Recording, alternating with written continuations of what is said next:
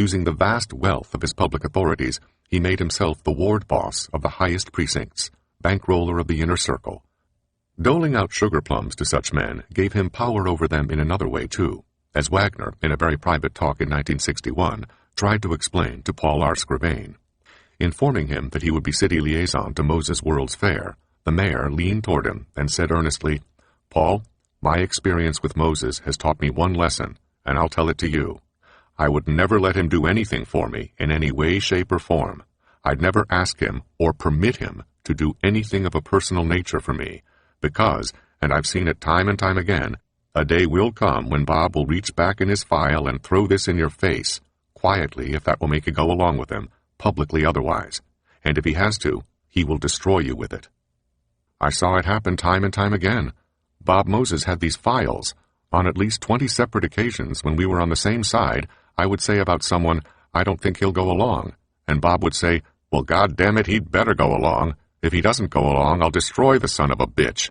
And he'd call for a file, and he would begin to quote chapter and verse, and sure enough, when the vote came, the fellow would go along.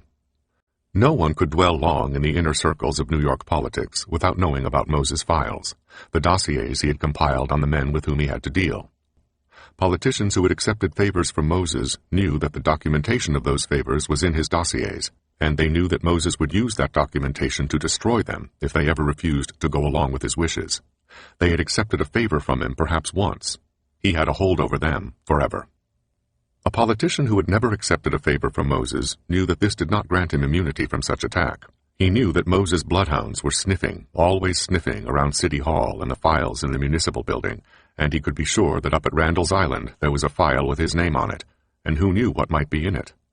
Man, as Willie Stark put it in All the King's Men, is born in sin and dies in corruption. Or, in the words of Jack Lutsky, who during his quarter of a century in City Hall earned a reputation as a fearless and honest man, is there anyone who sometime in his life hasn't done something he is ashamed of? Well, you always had the feeling that Moses knew about that something, and that he had the proof of it in those files of his, and that if he needed to, he would use it. Politicians knew what use Moses could make of his dossiers. They had seen him give newspaper leaks, or issue statements that dredged up for public view and turned into blaring headlines the dark secrets of men's pasts. It was not just the force of greed that Robert Moses used in bending men to his will. In some cases, it was also the force of fear. If you stayed on his team, moreover, he would take care of you even after you were too old to play.